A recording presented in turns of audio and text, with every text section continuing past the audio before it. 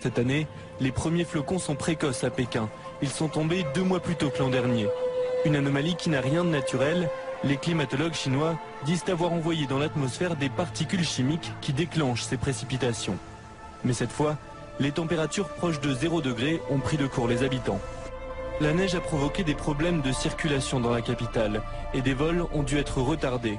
Plus au nord, dans la province de Jilin, des arbres sont couchés sous le poids de la neige. Les intempéries ont aussi multiplié les accidents de circulation. Mais en contrôlant ainsi le climat, la Chine espère remédier à la sécheresse. Sécheresse, les Chinois ont la réponse, provoquer la neige. À Pékin, un manteau de neige fabriqué artificiellement a recouvert à la ville. Depuis des années déjà, les météorologues chinois provoquent la pluie en injectant des substances chimiques dans les nuages.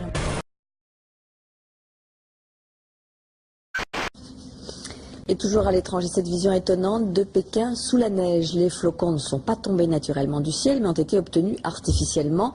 C'est une opération menée dans le cadre de la lutte contre la sécheresse qui persiste. C'est ce que nous explique Françoise Desmarais. Des sapins recouverts de neige, c'est Noël avant l'heure pour les météorologues chinois. Car cette neige, c'est leur récompense. Elle n'est pas venue naturellement. Ils l'ont provoquée pour lutter contre la sécheresse. Comment ?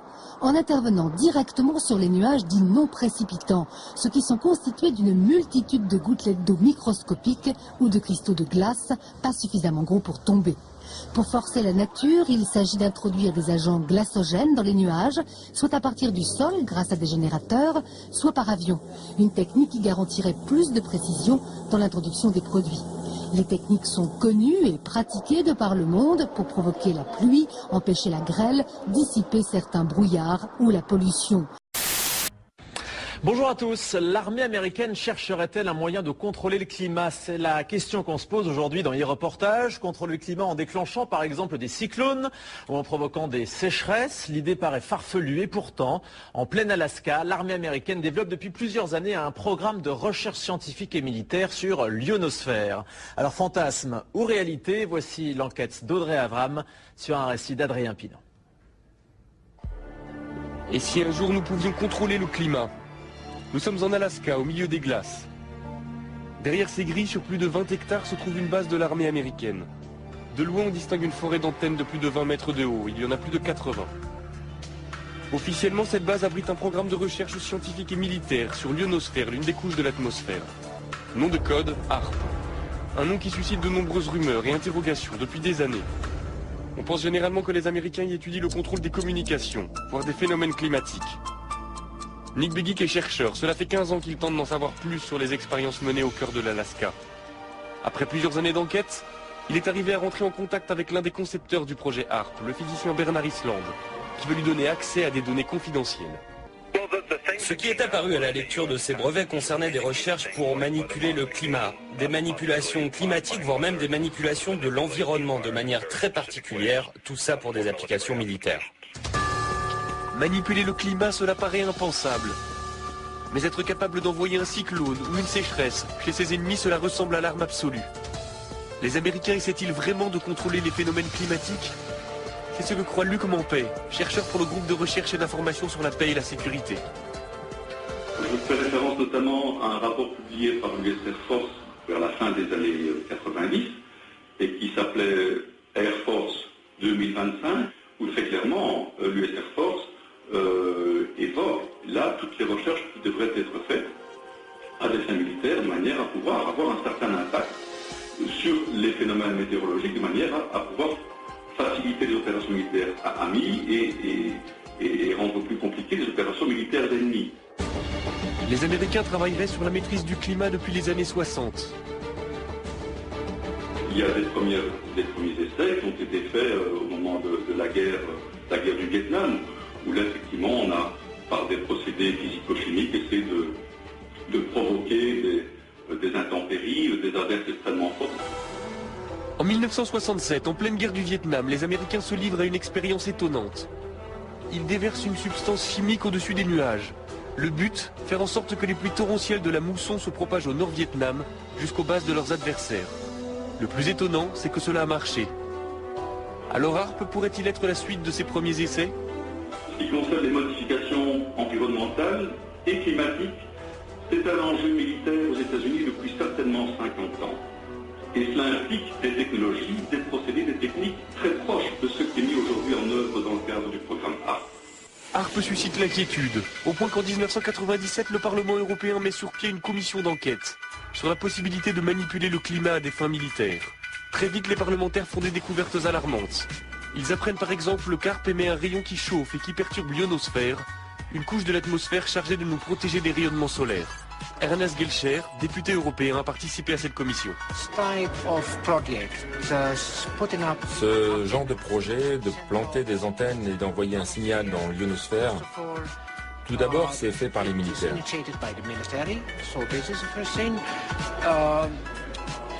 Ils ne savent même pas quel impact ces expériences pourraient avoir. Je pense que derrière tout ça, il y a des objectifs militaires qui pourraient être un peu plus ambitieux, un peu plus vastes que ceux qu'ils veulent bien admettre en public. Très vite, les travaux de la commission se heurtent au refus américain de s'exprimer sur HARP. À l'époque, le président de la commission est un parlementaire britannique, il s'appelle Tom Spencer.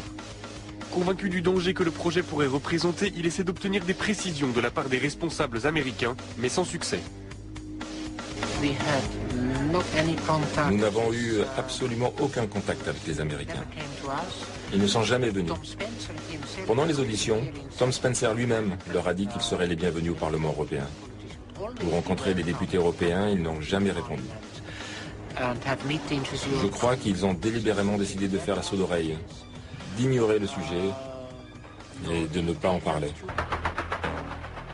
Un incident va vite calmer les ardeurs de Tom Spencer. En 1999, le président de la commission fait la une des journaux à scandale. Il a été interpellé par la douane à l'aéroport de Londres. En fouillant sa valise, les douaniers ont découvert une vidéo pornographique gay et quelques grammes de cannabis. La carrière politique du député est brisée, la commission déstabilisée. Nick Begich a gardé le contact avec l'ancien député.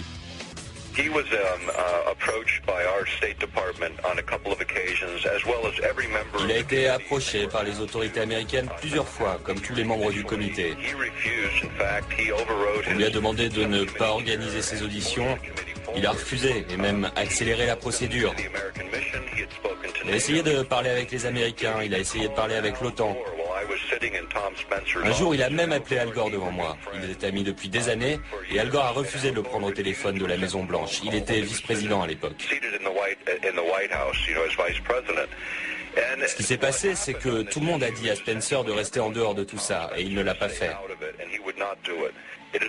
C'est regrettable car nous avons perdu un champion sur ce problème. Après la mise sur la touche de Tom Spencer, les investigations de la commission d'enquête cessent. Cela n'empêche pas de nombreux chercheurs de continuer à se poser des questions sur les expériences menées par l'armée américaine en Alaska. C'est le cas du physicien Jean-Jacques Berthelier. Son laboratoire est en contact direct avec Demeter, un satellite doté de nombreux instruments de mesure qui passe régulièrement au-dessus de la base américaine.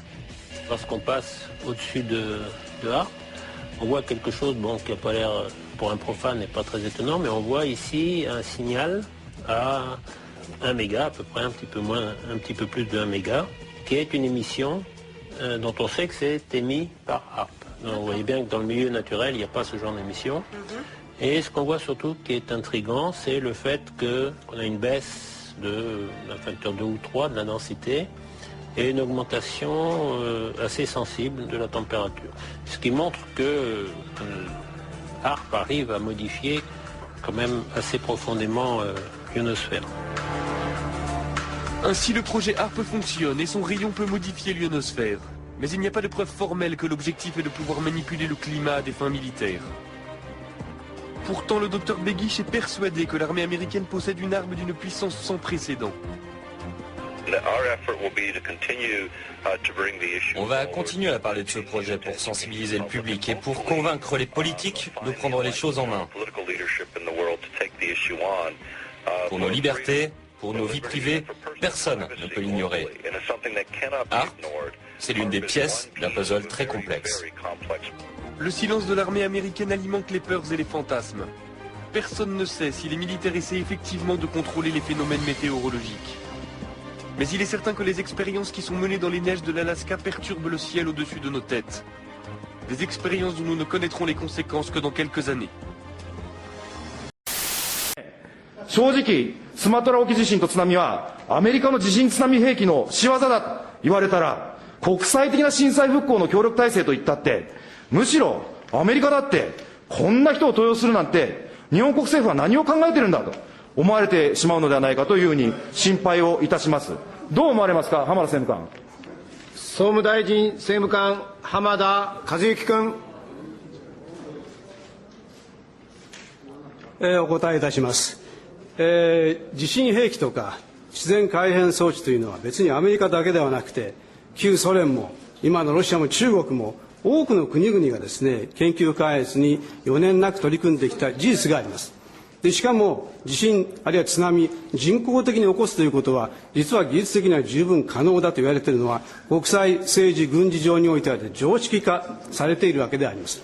そういった意味でスマトラ沖の問題にしてもそういう可能性があるということを十分踏まえた上で、世界の国際政治の現実ということを捉える必要があるというのは私の基本的な考え方であります。